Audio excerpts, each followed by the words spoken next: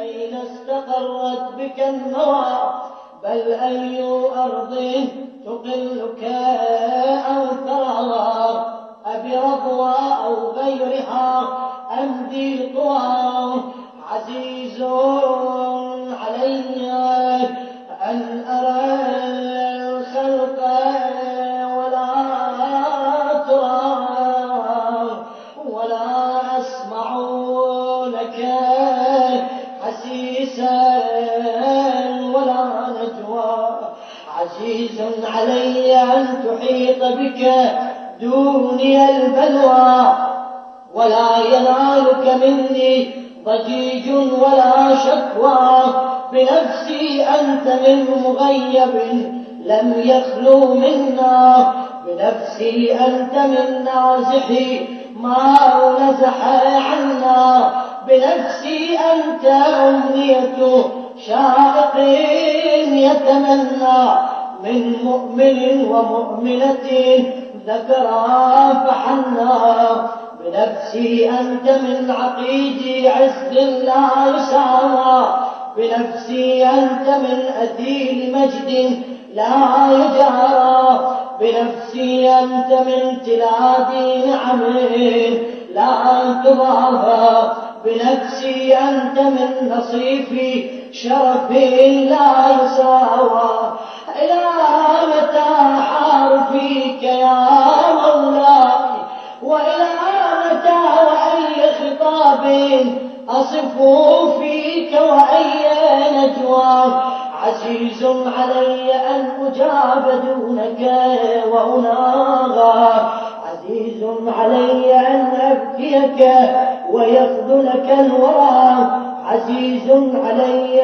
أن يجري عليك دونهم ما جرى هل من معين فأطيل معه العويل والبكاء هل من جزوع فأساعد جزعه إذا خلا. بسم الله الرحمن الرحيم. اللهم يا رب الحسين بحق الحسين اشفي صدر الحسين بظهور الحجة عليه السلام. سلام من الله عليكم جميعا ورحمة منه وبركات. مساكم الله بالخير والإيمان. هذه الحلقة السادسة من برنامج الحجة بن الحسن العسكري إمام زماننا صلوات الله وسلامه عليه. ولا زلت أتلو على مسامعكم ما رواه شيخنا المجلسي رضوان الله تعالى عليه في الجزء 52 من كتابه بحار الأنوار.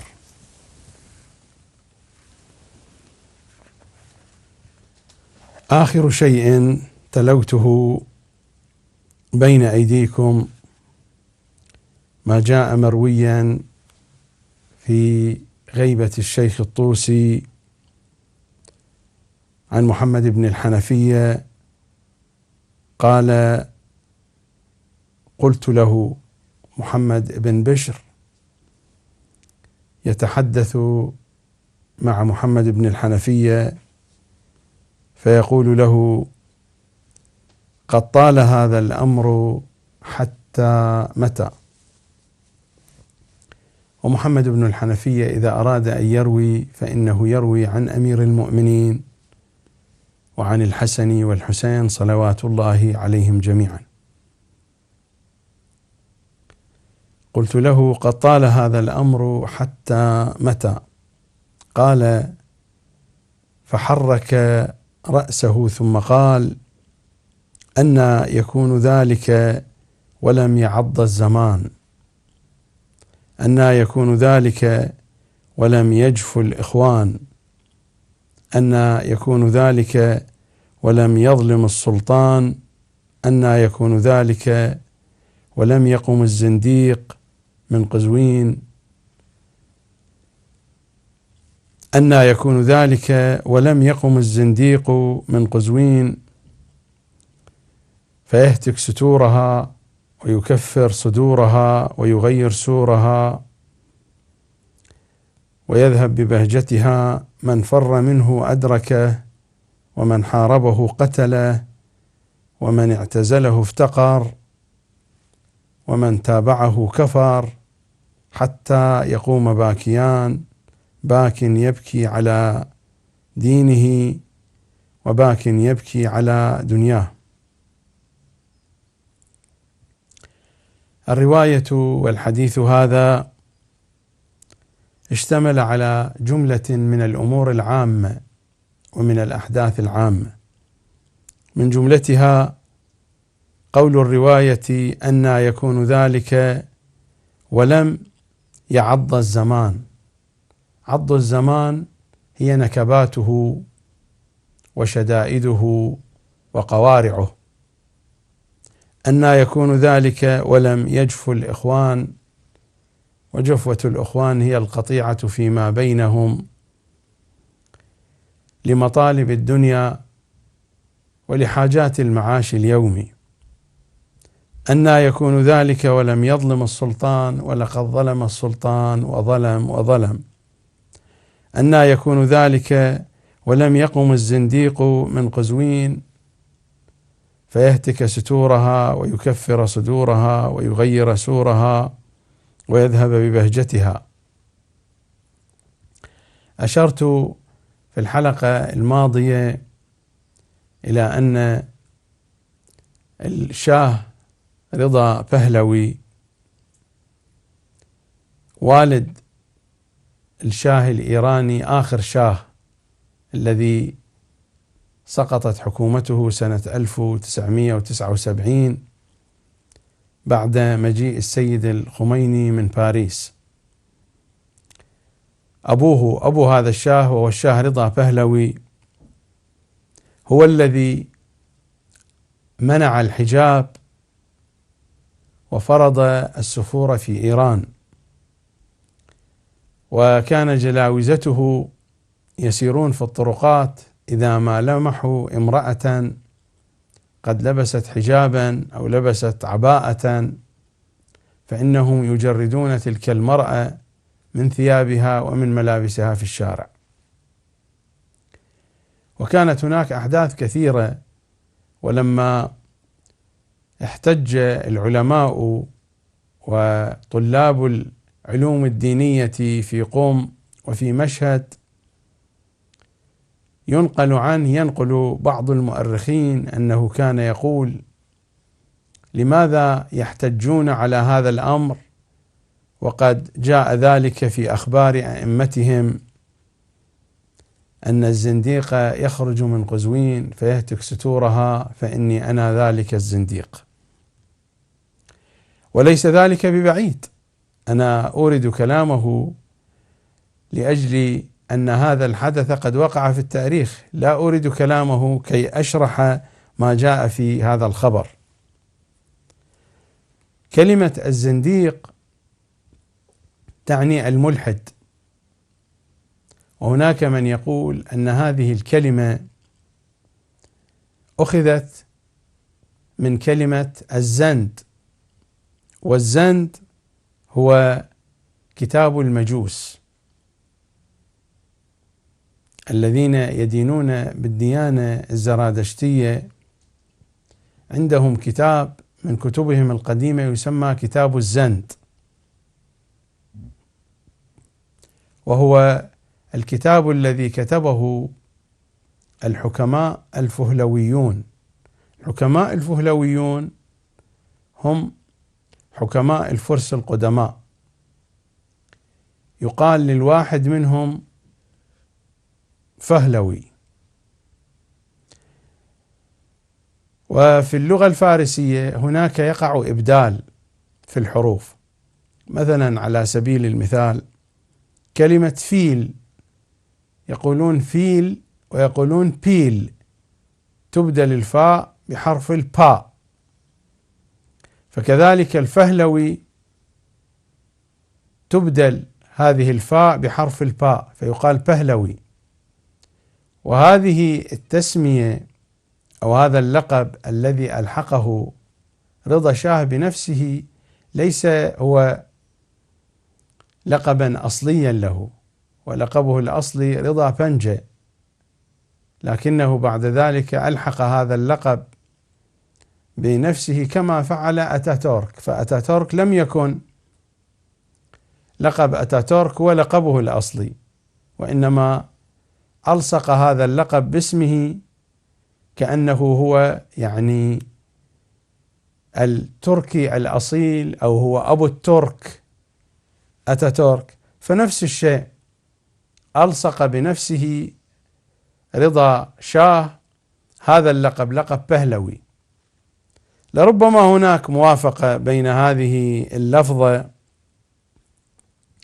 بين الزنديق وبين هذا اللقب.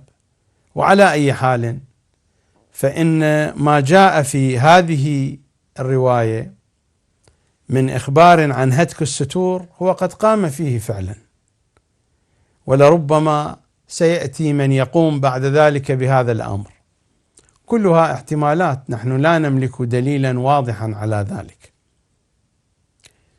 أنى يكون ذلك ولم يقم الزنديق من قزوين؟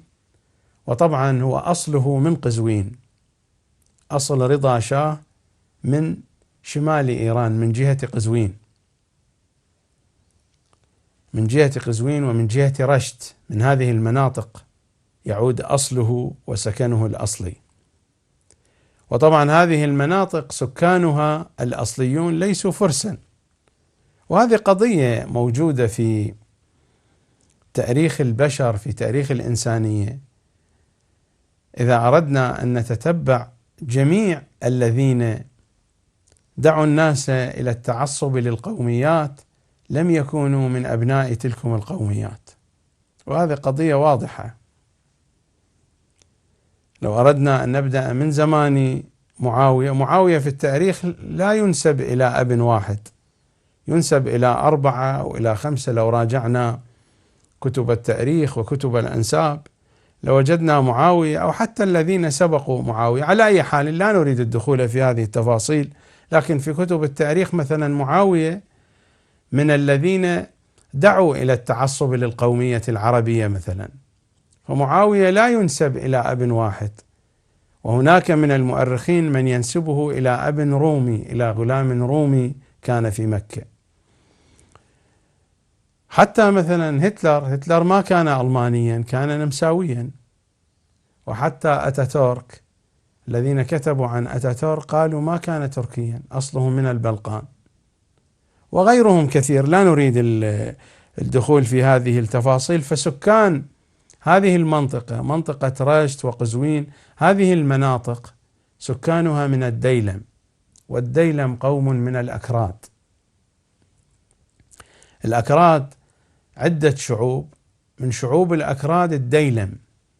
الديلم قوم من الأكراد وليس من الفرس. على أي حال أنا لا أريد أن أدخل في كل هذه التفاصيل، هذه التفاصيل تحتاج إلى بسط في القول، وأنا أحاول في هذا البرنامج أن أتناول قدرا أكبر من الأحاديث ومن الروايات. أنى يكون ذلك ولم يقم الزنديق من قزوين فيهتك ستورها؟ لربما الإشارة إلى قضية كشف الحجاب العام في كل إيران، فيهتك ستورها ويكفر صدورها. الصدور الإشارة هنا إلى سادات القوم، يكفر يغطي، يكفر صدورها، يغطي صدورها. مراد من تغطية الصدور أنه يمنعهم. هو أصلا حتى يعني رضا شاه منع حتى علماء الدين وطلاب العلوم الدينية، منعهم من ارتداء الملابس التي يلبسونها، الملابس الخاصة بهم. يعني منعهم من ارتداء العمامة والجبة والعباءة، الملابس التي يرتديها علماء الدين، وطلاب العلوم الدينية في إيران، منعهم من ذلك، حاول أن يقمع دورهم قمعا كاملا، ومنع المجالس الحسينية. هناك من العلماء من يقول إن بعض طلاب العلوم الدينية حينما كانوا يريدون أن يقيموا مجلسا في الخفاء في بيت من البيوت، كانوا يصحبون معهم الدفوف والطبول، حتى حينما يداهمون يضربون على هذه الدفوف والطبول لأجل أن يقولوا بأننا لا نقيم مجلسا حسينيا، وإنما جلسنا هنا نضرب بالدفوف والطبول. هذه الحادثة وأمثالها نقلها أكثر من واحد من العلماء ومن المراجع المعروفين في إيران، أمثال الميرزا هاشم الآملي رحمة الله عليه. فالمراد أنه إذا كنا نطبق هذا الكلام على هذا السلطان الظالم يكفر صدورها، أي يغطي على ساداتها، على سادات القوم، ويغير سورها ويذهب ببهجتها، ببهجة الحياة. وفعلا هو هذا الذي كان يخيم على إيران في تلكم الفترة. من فر منه أدركه، ومن حاربه قتله، حتى أن عائلته جزعت منه، أن عائلته ملت منه. وبعد ذلك البريطانيون هم الذين غيروا رضا شاه وجاءوا بابنه. البريطانيون أو هناك من يقول الأمريكيون، وعلى أي حال الكلام فيه تفصيلات كثيرة لسنا بصدد إيراد التاريخ الإيراني.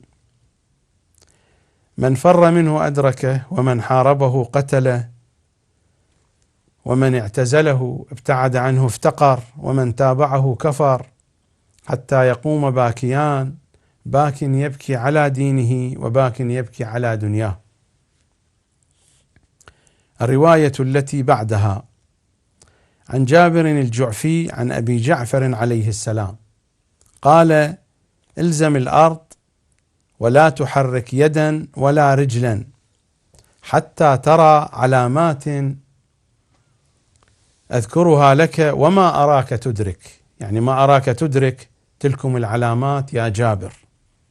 الزم الأرض ولا تحرك يدا ولا رجلا، يعني المراد من الزم الأرض ولا تحرك يدا ولا رجلا، لا تقحم نفسك فيما كان يقحمه المعارضون السياسيون آنذاك للحكم الأموي. الكلام عن الإمام الباقر صلوات الله وسلامه عليه، وإمامنا الباقر كان في أيام الحكم الأموي، وكانت التقية شديدة جدا. عن جابر الجعفي عن أبي جعفر عليه السلام قال: الزم الأرض ولا تحرك يدا ولا رجلا حتى ترى علامات أذكرها لك وما أراك تدرك.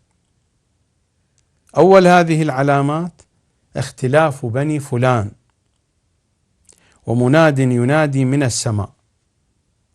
اختلاف بني فلان كما مر علينا فيما تقدم من الحلقات، حينما يأتي ذكر بني فلان في روايات أهل البيت في الغالب المراد منه بنو العباس.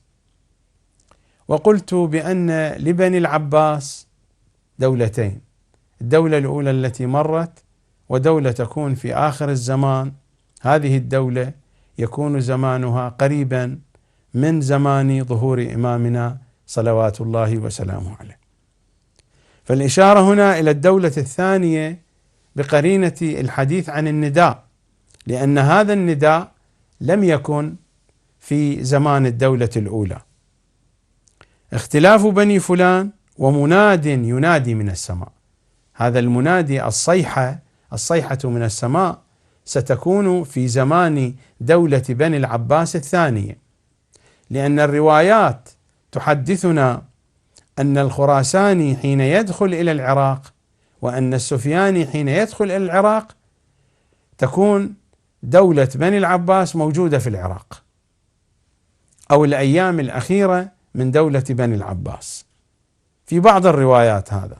هناك من طبق كما قلت بأن الحكم العباسي يراد منه هو الحكم البعثي الذي مر وتصرم وانقضى وبات، وكل ذلك احتمالات. اختلاف بني فلان، ومناد ينادي من السماء، ويجيئكم الصوت من ناحية دمشق بالفتح. يجيئكم الصوت من ناحية دمشق بالفتح، المقصود بأي فتح؟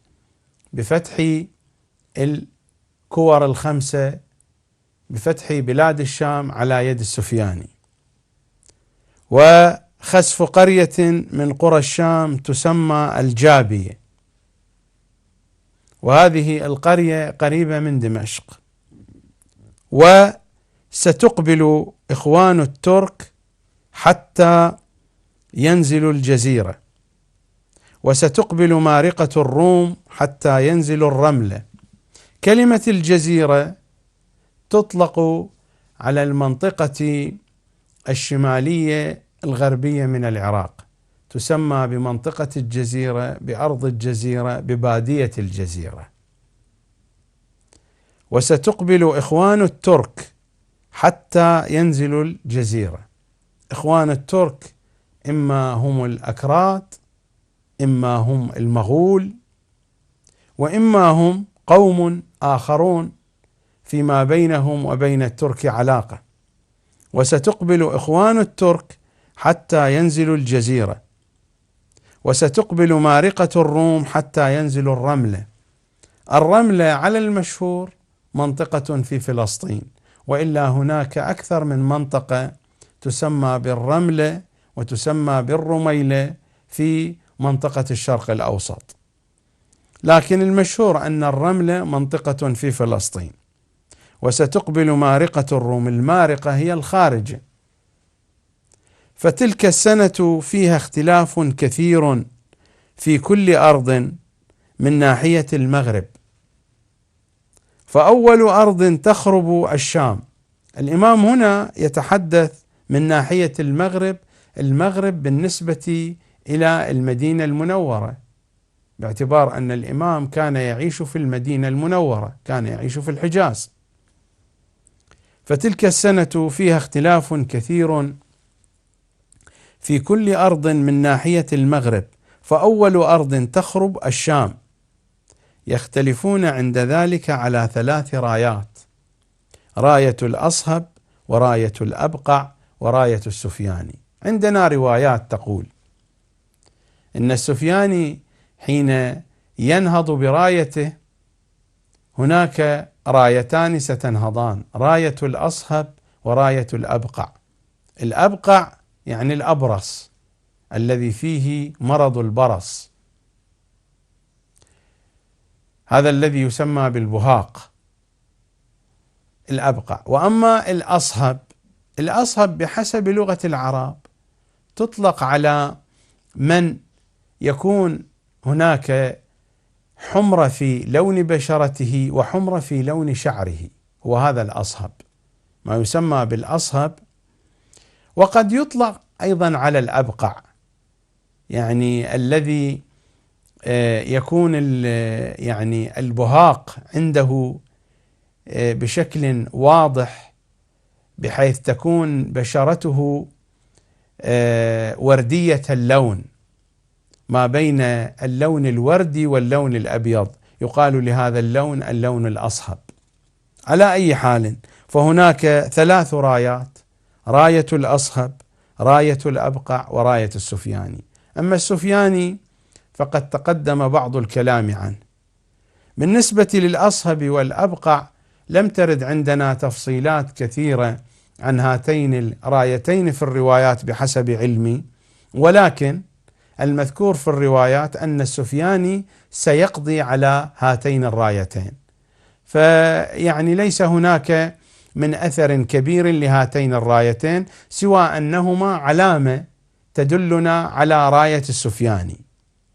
يعني حينما يخرج الأبقع والأصهب وراية السفياني وهو يقضي على هاتين الرايتين، نعرف من خلال هذه العلامة أن هذا السفياني هو السفياني الذي سيحارب إمامنا صلوات الله وسلامه عليه. فتلك السنة فيها اختلاف كثير في كل أرض من ناحية المغرب، فأول أرض تخرب الشام يختلفون عند ذلك على 3 رايات: راية الأصهب، وراية الأبقع، وراية السفياني. الرواية التي بعدها، هذه الرواية ينقلها الشيخ الطوسي عن سعيد بن جبير رضوان الله تعالى عليه، قال: السنة التي يقوم فيها المهدي تمطر 24 مطرة يرى أثرها وبركتها، سنة غيداقة كما وصفت في روايات أخرى. سنة الظهور في الروايات أنها سنة غيداقة وسنة شديدة الحرارة.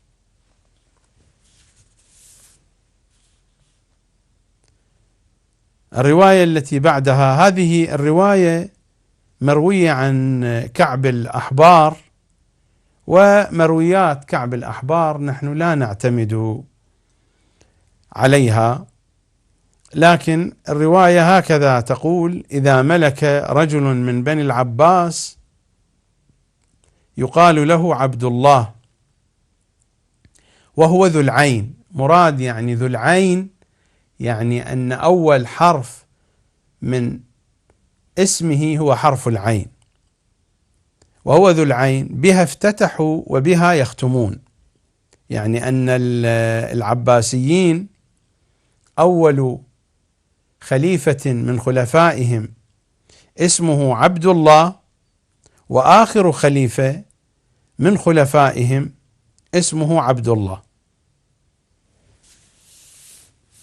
فيقول: إذا ملك رجل من بني العباس يقال له عبد الله وهو ذو العين.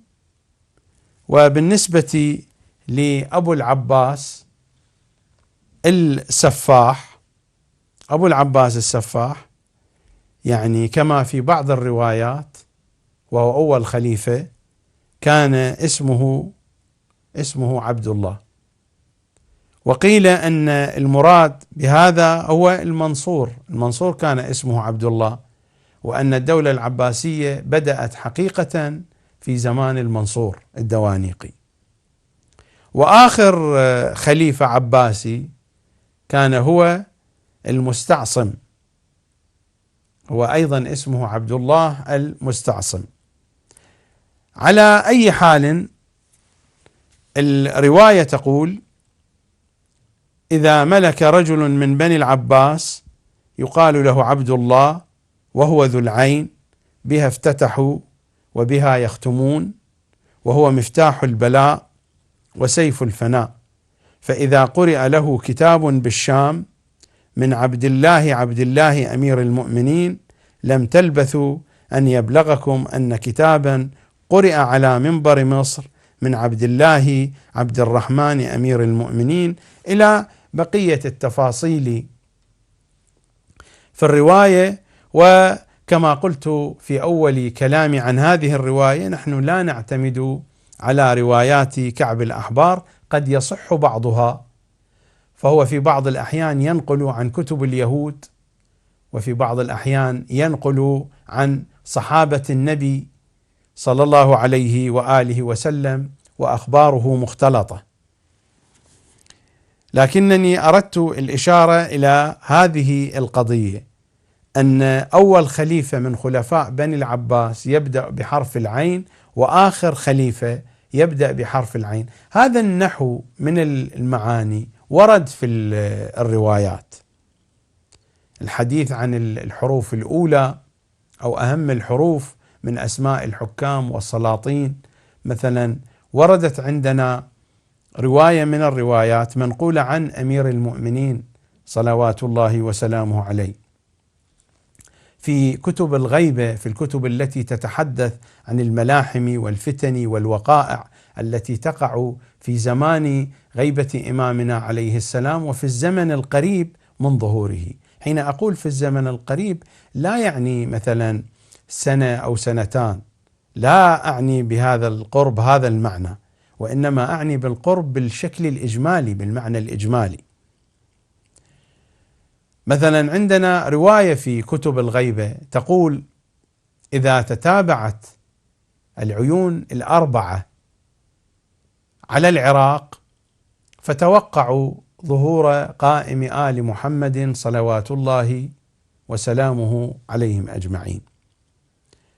العيون الأربعة كما فسرها البعض، فسرت هكذا كما فسرها البعض في زماننا هذا، لا ندري هذه العيون الأربعة هل هي من العيون التي مرت في زمان بني العباس أو في زمان غيرهم، في زمان العثمانيين، ولكن هناك من فسرها باعتبار أن التتابع هو في فترة زمانية متقاربة إذا تتابعت العيون الأربعة. وفعلا هذه الظاهرة إذا أردنا أن نبحث عنها في الدول المجاورة، في دول الشرق الأوسط، حين أشير إلى الشرق الأوسط، لماذا؟ لأن الشرق الأوسط هو المنطقة المهمة لأحداث الظهور. أحداث ظهور الإمام صلوات الله وسلامه عليه تتمركز في منطقة الشرق الأوسط. لذلك إذا أردنا أن نرسم خارطة سياسية للإرهاصات وللأحداث وللوقائع التي تكون قريبة من زمان ظهور إمامنا وحتى بعد ظهوره، أهم الأحداث أين تقع؟ تقع في منطقة الشرق الأوسط. لذلك الروايات دائما تتحدث عن العراق، تتحدث عن بلاد الشام، تتحدث عن بلاد فارس، وتتحدث عن الحجاز ومنطقة الخليج. تقريبا هذه المناطق التي هي مدار الكلام، مدار الحديث عنها في الروايات التي تحدثت عن علائم الظهور، عن إرهاصات الظهور، وتحدثت عن وقائع الظهور. الخارطة السياسية تدور في هذه المنطقة، وهي هذه المنطقة التي تسمى حاليا بمنطقة الشرق الأوسط.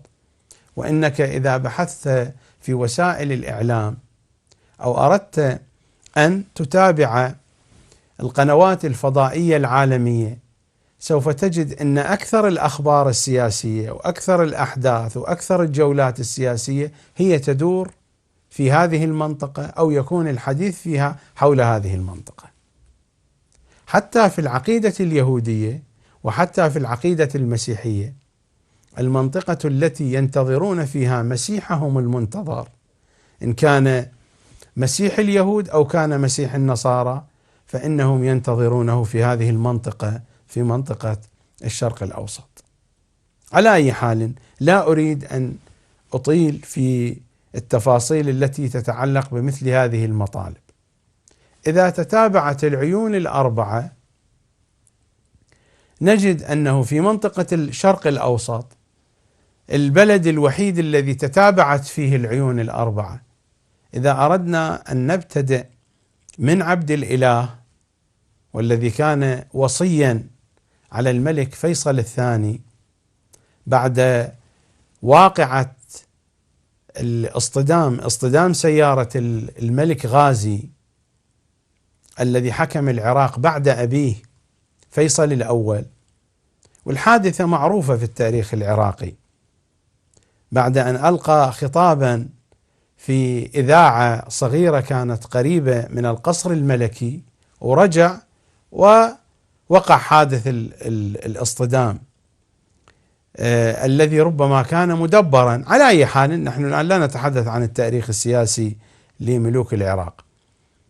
فبعد حادث الاصطدام المعروف، ابنه الملك فيصل الثاني كان صغيرا، فلذلك نصب خاله عبد الإله وصيا على العرش.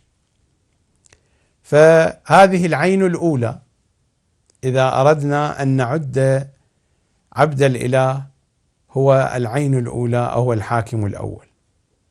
ثم جاء بعد ذلك سنة 58 عبد الكريم قاسم، وهذه العين الثانية. ثم جاء بعده سنة 63 في الانقلاب المعروف انقلاب 8 شباط، جاء عبد السلام عارف، وهذه العين الثالثة. ثم جاء بعده أخوه بعد احتراقه في الطائرة، أخوه عبد الرحمن عارف. في منطقة الشرق الأوسط لا توجد دولة توالت عليها هذه العيون عين بعد عين، عبد الإله ثم عبد الكريم ثم عبد السلام ثم عبد الرحمن، وربما أيضا جاءتنا عين بعد ذلك هي عين عفلق، وكانت هي أسوأ العيون، وإن كان في الروايات أن العين الخامسة هي عين عثمان بن عنبسة وهو السفياني، أي أنه بعد تتابع العيون الأربعة فتوقعوا ظهور القائم، لأنه بعدها بفترة ستأتي العين الخامسة وهي عين عثمان بن عنبسة. وحين يقدم عثمان بن عنبسة وهو السفياني إلى العراق نكون قد وصلنا إلى زمان قريب من زمان ظهور إمامنا صلوات الله وسلامه عليه. وعلى أي حال الروايات هذه وغيرها كلها حينما نبين معناها إنما هو في دائرة الاحتمال. رواية أخرى يرويها شيخنا الطوسي عن النبي صلى الله عليه وآله أنه قال: يخرج بقزوين رجل اسمه اسم نبي يسرع الناس إلى طاعته، المشرك والمؤمن يملأ الجبال خوفا. الرواية تتحدث عن أوصاف حاكم يخرج في بلاد فارس اسمه اسم نبي. البعض هكذا أولها فسرها طبقها على السيد الخميني، فاسمه روح الله وهو اسم نبي اسم عيسى عليه السلام. يخرج بقزوين، وقزوين هنا منطقة من فارس، إشارة إلى بلاد فارس. يخرج بقزوين رجل اسمه اسم نبي يسرع الناس إلى طاعته، المشرك والمؤمن. وطبقوها على السيد الخميني بقرينة قزوين وهي بلاد فارس بلاد إيران، وبقرينة اسمه اسم نبي واسمه روح الله. يسرع الناس إلى طاعته المشرك والمؤمن. وهذا كان واضحا أن الجميع في إيران خصوصا أيام الثورة وأيام المظاهرات والأحداث الأولى للثورة الإيرانية، الجميع كانوا ينادون بقيادته وبحكومته وباتباعه. يملأ الجبال خوفا، الإشارة إلى الخوف الذي أصاب المنطقة من الثورة الإيرانية، ولا زالت المنطقة متشنجة بالأحداث التي ترتبت وتتابعت بعد حدوث الثورة الإيرانية. إذا أردنا أن نطبق الرواية على السيد الخميني وصدق التطبيق في ذلك، رواية أخرى أيضا يرويها الشيخ الطوسي عن أبي بصير عن أبي عبد الله عليه السلام قال: إن قدام القائم لسنة غيداقة. غيداقة يعني كثيرة المطر، يفسد التمر في النخل بسبب كثرة المطر، فلا تشكوا في ذلك. لا تشكوا في ذلك يعني لا تشكوا في هذه العلامة. هذه علامة لربما مثلا البعض سمع بأن السنة التي تسبق الإمام عليه السلام سنة غيداقة ويكون المطر فيها كثيرا، وبسبب هذا المطر تظهر آثار بركتها كما مر علينا في رواية. فمثلا أهل النخيل يرون أن التمر قد فسد بسبب المطر، فيشكون بأن هذه السنة ليست هي السنة التي تكون قبل قيامه عليه السلام، باعتبار يرون أن تمرهم قد فسد، فأين هي البركة؟ إن قدام القائم لسنة غيداقة يفسد التمر في النخل فلا تشكوا في ذلك. رواية عن جعفر بن سعد الأسدي عن أبيه عن أبي عبد الله عليه السلام قال: عام أو سنة الفتح ينبثق الفرات حتى يدخل أزقة الكوفة. حينما يأتي الكلام عن عام الفتح، عن سنة الفتح، المراد منها الفتح المهدوي. قال: عام أو سنة الفتح ينبثق الفرات، نهر الفرات. ينبثق يعني ينخرق جانباه، ينخرق جانب نهر الفرات فيفيض الماء ويدخل إلى أزقة الكوفة وإلى سككها. عام أو سنة الفتح ينبثق الفرات حتى يدخل أزقة الكوفة، أو المراد ينبثق كأن ترتفع مناسيب الماء في النهر فتوضع بعض السدود، وبسبب ارتفاع مناسيب الماء تنخرق هذه السدود والحواجز فينبثق فيدخل إلى داخل الأزقة والسكك. عام أو سنة الفتح ينبثق الفرات حتى يدخل أزقة الكوفة. رواية عن جابر عن أبي جعفر عليه السلام قال: تنزل الرايات السود التي تخرج من خراسان إلى الكوفة، فإذا ظهر المهدي بعثت إليه أو بعث إليه بالبيعة. بعثت ربما كما في بعض النسخ، أو بعث إليه بالبيعة، يعني بعث قائدها وكبيرها وزعيمها إلى الإمام بالبيعة. تنزل الرايات السود التي تخرج من خراسان. في رواياتنا هناك تخرج رايات سود من خراسان مرتين. المرة الأولى هي الرايات السود التي ذمت وذمها أهل البيت صلوات الله وسلامه عليهم أجمعين، وهي رايات بني العباس. عندنا في الروايات ذكرت الرايات السود مرتان. المرة الأولى ذمت هذه الرايات السود وهي رايات أبي مسلم الخراساني. والرايات الثانية التي تكون في آخر الزمان أيضا هي رايات سود تقبل من خراسان. هذه الرايات مدحت، هذه هي رايات الخراساني التي تقدم إلى العراق أولا لمحاربة السفياني، وثانيا توطئ الأمر لإمام زماننا صلوات الله وسلامه عليه. تنزل الرايات السود التي تخرج من خراسان إلى الكوفة. قبل أن تستقر في الكوفة يكون السفياني دخل العراق وقام بمذبحة كبيرة في الكوفة، وأخذ معه أسرى وسبايا وأموال وغنائم. جيش الخراساني يدرك جيش السفياني عند الحدود العراقية السورية، فيرجع الأسرى ويرجع الغنائم وينهزم جيش السفياني، ثم يرجع الخراساني إلى الكوفة فيستقر في الكوفة. فإذا استقر في الكوفة تأتي الأخبار وتأتي العلائم وتأتي الإشارات أن الإمام عليه السلام قد ظهر في مكة، فلذلك سيبعث الخراساني ببيعته للإمام صلوات الله وسلامه عليه. تنزل الرايات السود التي تخرج من خراسان إلى الكوفة، فإذا ظهر المهدي بعثت إليه بالبيعة.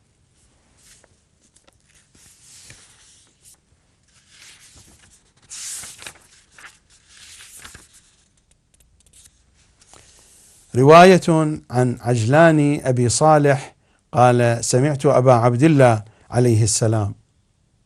عجلان أبي صالح أظن أن الصحيح هو عجلان ابن صالح، لأننا لم نعرف شخصا بهذا الاسم عجلان أبي صالح في كتب الرجال. عن عجلان ابن صالح قال: سمعت أبا عبد الله عليه السلام يقول: لا تمضي الأيام والليالي حتى ينادي مناد من السماء: يا أهل الحق اعتزلوا، يا أهل الباطل اعتزلوا. المراد يا أهل الحق اعتزلوا، يا أهل الباطل اعتزلوا، الإشارة إلى الصيحتين، إلى الصيحة التي تكون عند الفجر في اليوم 23 من شهر رمضان، والصيحة التي تكون عند نهاية النهار، عند آخر العصر، عند الغروب، وهي صيحة إبليس. فالذين يتمسكون بالصيحة الأولى فهم أهل الحق، والذين يتمسكون بالصيحة الثانية فهم أهل الباطل. لا تمضي الأيام والليالي حتى ينادي مناد من السماء: يا أهل الحق اعتزلوا، يا أهل الباطل اعتزلوا. فيعزل هؤلاء من هؤلاء ويعزل هؤلاء من هؤلاء. قال: قلت أصلحك الله: يخالط هؤلاء وهؤلاء بعد ذلك النداء؟ هل يختلطون؟ قال: كلا، إنه يقول في الكتاب: ما كان الله ليذر المؤمنين على ما أنتم عليه حتى يميز الخبيث من الطيب. الرواية تتحدث عن الصيحتين واللتين على أساسهما يتميز أهل الحق من أهل الباطل.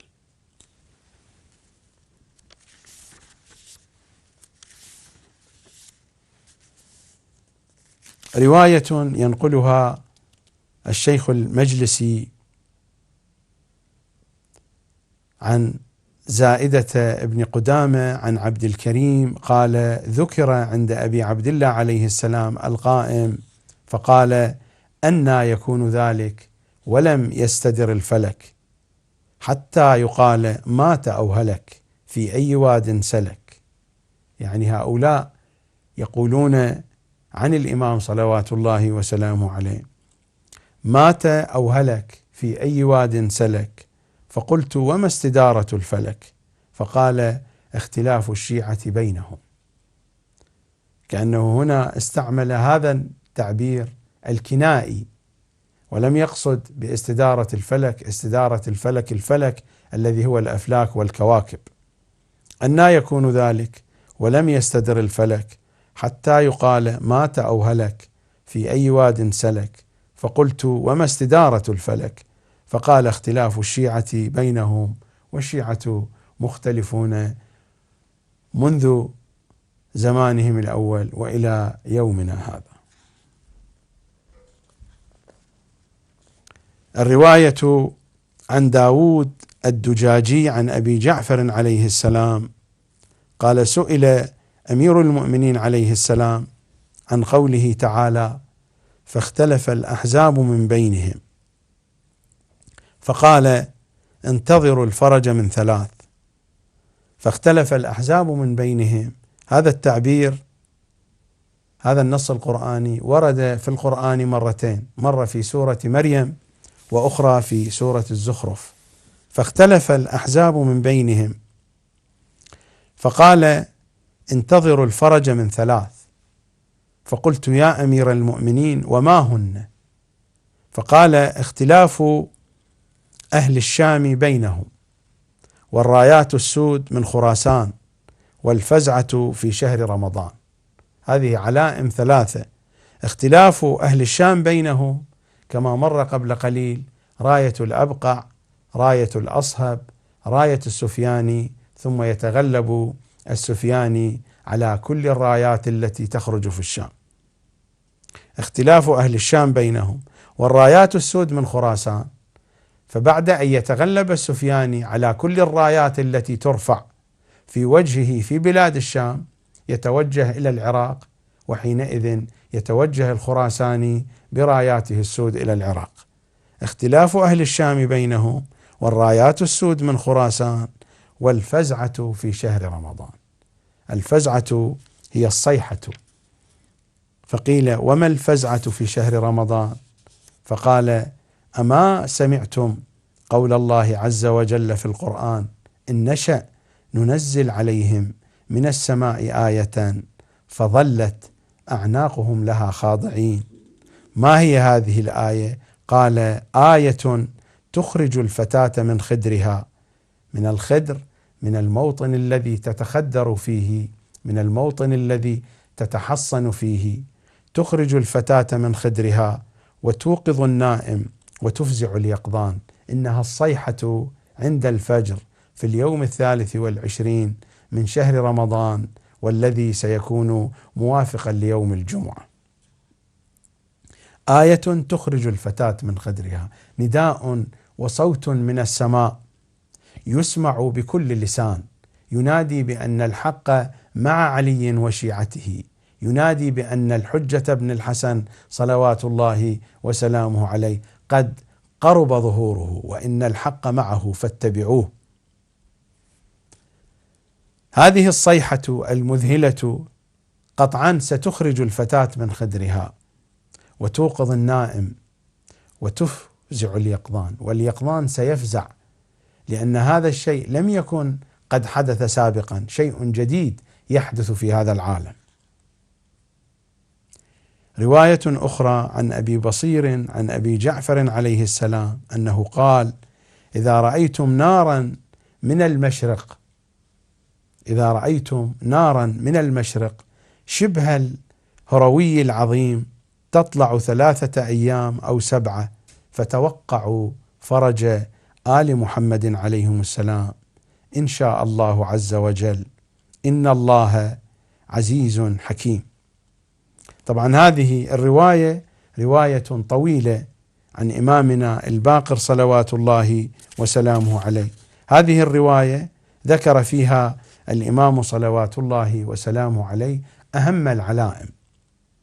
فهذه العلامة الأولى أنه قال: إذا رأيتم نارا من المشرق، وقطعا هنا المشرق ستكون جهة إيران، لأن الإمام الباقر عليه السلام كان يقطن في المدينة، كان الإمام يعيش في المدينة، فحينما يتحدث عن مشرق المدينة يشير إلى جهة إيران وما بعد إيران. إذا رأيتم نارا من المشرق شبه الهروي العظيم تطلع 3 أيام أو 7 فتوقعوا فرج آل محمد عليهم السلام إن شاء الله عز وجل، إن الله عزيز حكيم. هذه النار قد تكون آية سماوية، وقد تكون هذه النار بسبب الحروب. قال شبه الهروي العظيم. الهروي لا معنى له هنا، لأن الهروي هو إشارة إلى، يقال الهروي إشارة إلى الثياب البيضاء، لذلك هو موجود في غيبة الشيخ النعماني في النسخة الأصلية لغيبة الشيخ النعماني. الرواية هنا ينقلها الشيخ المجلسي عن غيبة النعماني. النسخة الأصلية الموجودة في غيبة الشيخ النعماني: إذا رأيتم نارا من المشرق شبه الهردي، وليس شبه الهروي، وإنما هذا تصحيف على ما يظنه أهل الحديث. الهردي هو الشيء الملون باللون الزعفراني، الهردي هو لون الكركم، هو لون الزعفران، هو اللون الأحمر، فيكون هذا الكلام قريبا من من لون النار. إذا رأيتم نارا من المشرق شبه الهردي، يعني نار ما بين الأصفر والبرتقالي والأحمر. إذا رأيتم نارا من المشرق شبه الهردي العظيم تطلع 3 أيام أو 7 فتوقعوا فرج آل محمد عليهم السلام. ثم قال: الصيحة لا تكون إلا في شهر رمضان شهر الله، وهي صيحة جبرائيل إلى هذا الخلق، وتحدثنا عن هذه الصيحة. ثم قال: ينادي مناد من السماء باسم القائم عليه السلام فيسمع من بالمشرق ومن بالمغرب، لا يبقى راقد إلا استيقظ ولا قائم إلا قعد، من شدة هول الصيحة. هذا تفصيل للصيحة. ينادي مناد من السماء باسم القائم عليه السلام فيسمع من بالمشرق ومن بالمغرب، لا يبقى راقد نائم إلا استيقظ، ولا قائم إلا قعد، ولا قاعد إلا قام على رجليه فزعا من ذلك الصوت، فرحم الله من اعتبر بذلك الصوت فأجاب، فإن الصوت الأول هو صوت جبرائيل الروح الأمين، الصوت الذي يكون عند الفجر. وقال عليه السلام: الصوت في شهر رمضان في ليلة جمعة ليلة 23، فلا تشكوا في ذلك واسمعوا وأطيعوا. وفي آخر النهار صوت إبليس اللعين ينادي: ألا إن فلانا قتل مظلوما. فلانا يعني عثمان بن عفان. ألا إن فلانا قتل مظلوما. وهذا ما اتفقت عليه كلمات أهل الحديث في هذه الرواية وفي غيرها، لأن هذا المعنى ورد مذكورا في روايات أخرى. وفي آخر النهار صوت إبليس اللعين ينادي: ألا إن فلانا يعني عثمان بن عفان قتل مظلوما، ليشكك الناس ويفتنهم، فكم ذلك اليوم من شاك متحير قد هوى في النار.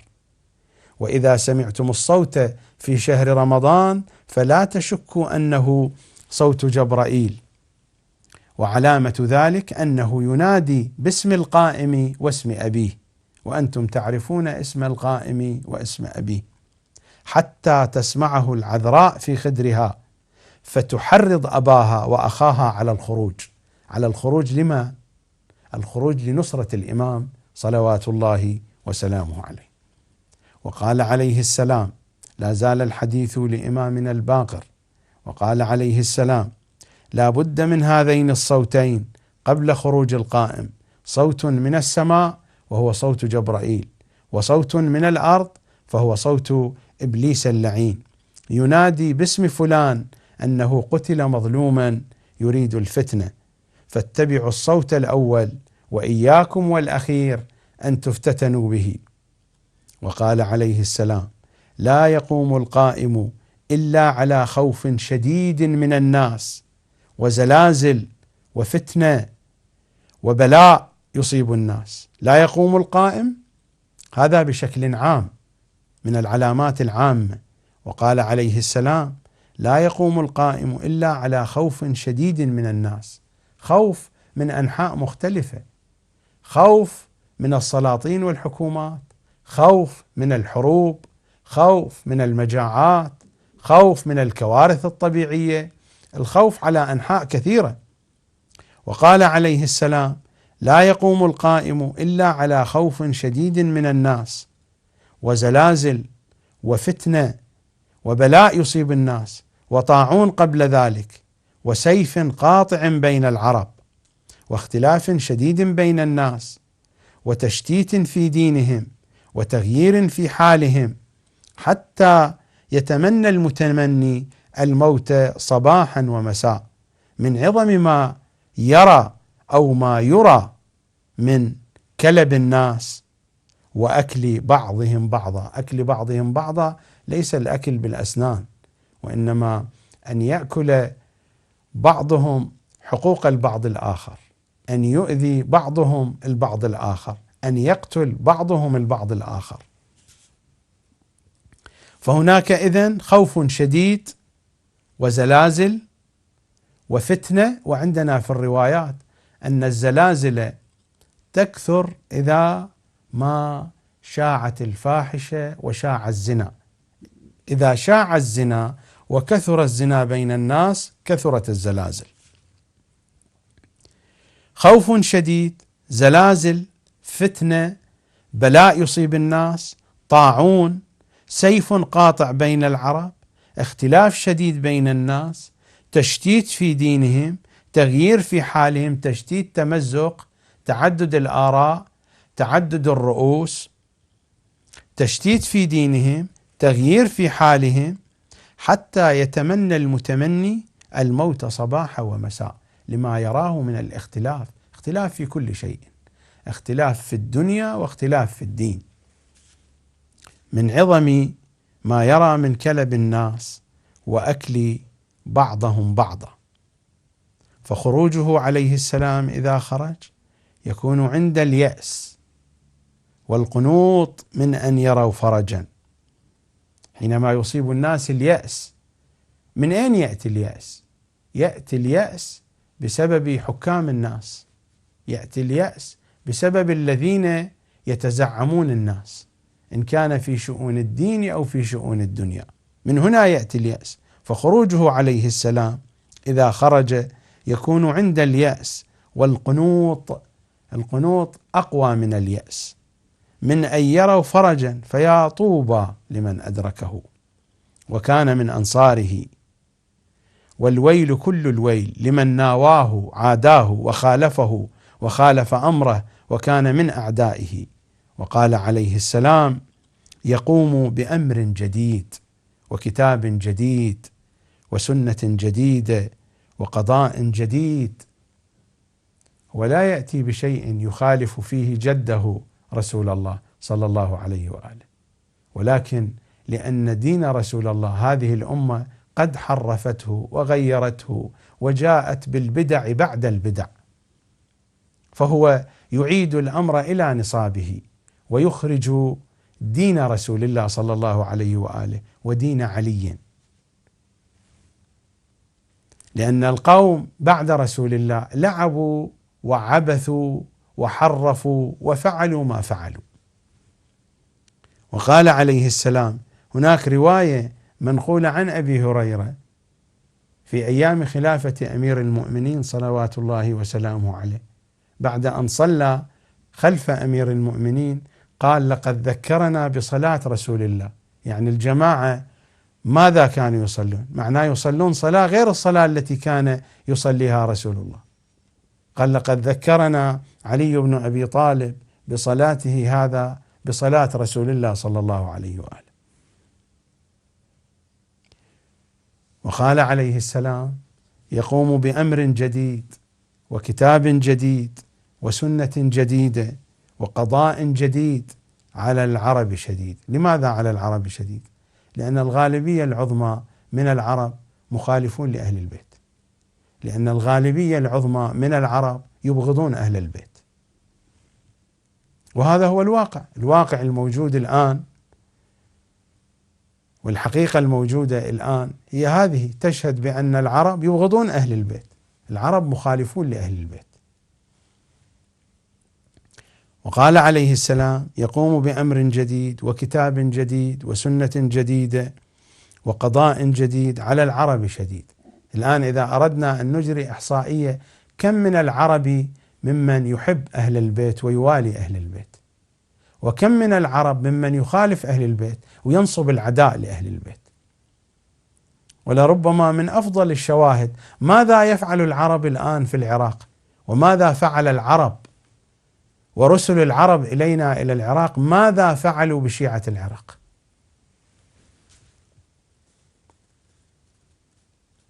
وقال عليه السلام: يقوم بأمر جديد وكتاب جديد وسنة جديدة وقضاء جديد على العرب شديد، وليس شأنه إلا القتل، لا يستبقي أحدا ولا يأخذه في الله لومة لائم.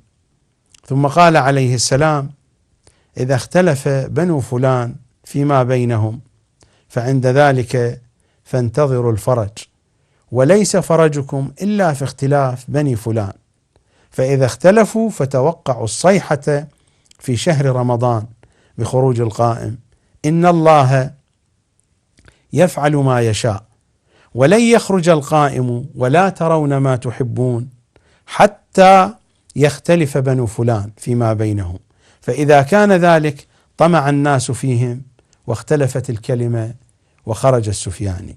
بنو فلان إما المراد حكومة موجودة في زمان قريب من زمان ظهور إمامنا صلوات الله وسلامه عليه، حكومة معروفة بحكومة بني فلان، وهي العوائل المالكة عادة تسمى بهذه التسمية، أو أن المراد من بني فلان الدولة العباسية الثانية والتي ستكون في العراق، لأنه كما قلت الروايات أشارت إلى أن الدولة العباسية الثانية ستكون في العراق، وتكون نهايتها وسقوطها قريبا من زمان ظهور إمامنا صلوات الله وسلامه عليه. طبعا هناك كما قلت من طبق هذا الوصف العباسي على الحكم البعثي في العراق، وربما يعني هؤلاء الذين طبقوا هذا المعنى على الحكم البعثي في العراق قد يعني استخلصوا هذا المعنى من بعض الروايات الموجودة في كتب الملاحم والفتن. هناك رواية منقولة في كتب الملاحم والفتن، وهذه الرواية تقول إن أهل العراق يقتلون ملكهم في النصف من شهر رمضان، ربما الإشارة إلى الانقلاب الذي حدث على عبد الكريم قاسم في 8 شباط سنة 1963، لأنها كانت مصادفة لمنتصف في شهر رمضان، كانت في النصف من شهر رمضان. يعني الثورة ما تسمى بثورة 8 من شباط، هكذا كان يسميها البعثيون، هي كانت في اليوم 14 من شهر رمضان أو في اليوم 15 من شهر رمضان، باعتبار أننا في العراق دائما كانت الحكومة تسبقنا بيوم في شهر رمضان، وهذه القضية موجودة إلى الآن.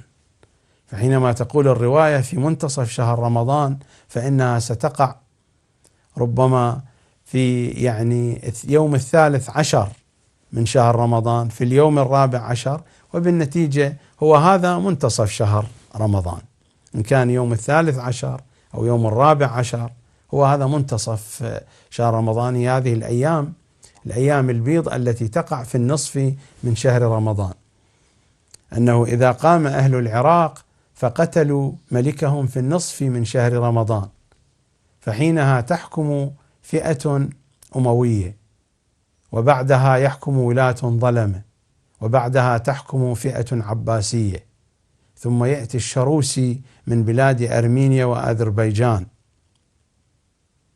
وحينها توقعوا ظهور القائم من آل محمد صلوات الله وسلامه عليه وعليهم أجمعين. فالبعض يطبق هذه الأحداث على ما جرى سنة 63 من قتل عبد الكريم قاسم، أنه إذا قام أهل العراق وقتلوا ملكهم في النصف من شهر رمضان فتحكم فئة أموية. وأنا أشرت إلى أن في زمان عبد السلام عارف النفس الأموي كان واضحا في العراق، ثم يحكم ولاة ظلمة، ربما الإشارة إلى الفترة التي حكم فيها عبد الرحمن عارف،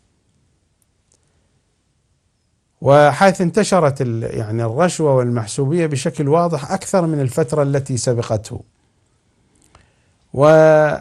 ثم فئة عباسية، فلربما يراد الإشارة بالفئة العباسية إلى الحكم البعثي، وربما أصلا هذه الرواية لا تنطبق على كل هذه التفاصيل التي أشرت إليها. ويأتي بعد الفئة العباسية فيأتي الشروسي بحسب الروايات يأتي من بلاد أرمينيا، أرمينيا التي يقع قسم منها في تركيا والقسم الآخر في روسيا، هي هذه التي يقال لها أرمينيا، يعني في الدول التي كانت سابقا محسوبة على الاتحاد السوفيتي من ضمن دول الاتحاد السوفيتي. يأتي الشروسي إلى العراق من جهة أذربيجان. في هذه الفترة يخرج الإمام صلوات الله وسلامه عليه، يعني توقعوا الفرج حين دخول الشروسي إلى العراق. طبعا هناك من قال بأن الشروسي الإشارة إلى الجيش الأمريكي، وهذا بعيد جدا، لأن الشروسي واضح في الرواية يأتي من جهة أرمينيا، اللهم إلا أن يقال بأنه استعمال الشروسي هنا باعتبار إشارة إلى يعني خصوصا أن الشروسي يعني لا ندري إلى أي بلد ينتمي، هو يأتي من هذه الجهة، إلا أن يقال بأنه في ذلك الوقت لا يعرف الناس يعني الولايات المتحدة الأمريكية، فأشير في الرواية إلى رجل يأتي من مكان بعيد من جهة الغرب مثلا. الإشارة إلى مكان بعيد،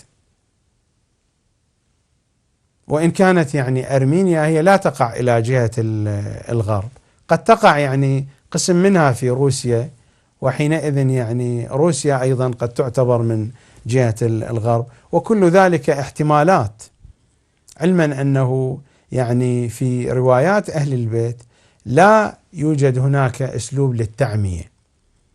هذا أسلوب التعمية ربما يستعمله المتنبئون، موجود في كتب اليهود، في كتب النصارى أسلوب التعمية حينما يكون الحديث عن العلائم المستقبلية، لكن بشكل عام في الروايات الموجودة عندنا والمروية عن أهل البيت لا يوجد هناك أسلوب للتعمية وللتضييع. قد يكون نحتمله في بعض الحالات، مثلا في الروايات التي ذكرت أسماء أصحاب الإمام الحجة، أسماء قوات الإمام الحجة عليه السلام، ليس من المنطقي بسبب الوضع الأمني والحفاظ على أسرار حركة ظهور الإمام الحجة عليه السلام، ليس من المنطقي أو من المعقول أن تذكر أسماءهم بشكل صريح، فلربما يكون هناك أسلوب من التعمية. قد يستعمل الأئمة عليهم السلام أسلوب التعمية في بعض الحالات، نعم يمكن أن يكون هذا منطقيا، لكن بشكل عام حينما نراجع روايات أهل البيت، أحاديث أهل البيت، لا نجد هناك إشارات أو قرائن تدل على التعمية. نعم هم يتحدثون بشكل عام وبشكل مجمل. آخر ما ذكرناه من هذه الرواية، وبقيت بقية طويلة نتناولها إن شاء الله في الأسبوع القادم، أن العلامة القريبة من ظهور إمامنا صلوات الله وسلامه عليه هو اختلاف بني فلان، وفي الأعم الأغلب يراد من بني فلان بنو العباس، وقطعا الحديث هنا عن صيحة وعن علائم قريبة من ظهور الإمام، فالإشارة إلى الدولة العباسية الثانية والتي ستكون في العراق، وحينما يدخل السفياني والخراساني بحسب الروايات هناك بقايا لهذه الدولة، بقايا للدولة العباسية الثانية. اللهم كن لوليك الحجة ابن الحسن صلواتك عليه وعلى آبائه في هذه الساعة وفي كل ساعة وليا وحافظا وقائدا وناصرا ودليلا وعينا، حتى تسكنه أرضك طوعا وتمتعه فيها طويلا. أقول سيدي يا صاحب الأمر، فليت الذي بيني وبينك عامر، وبيني وبين العالمين خراب، وليتك تحلو والحياة مريرة، وليتك ترضى والأنام غضاب. أسألكم الدعاء جميعا، وتصبحون على ولاية القائم من آل محمد صلوات الله عليهم أجمعين، في أمان الله.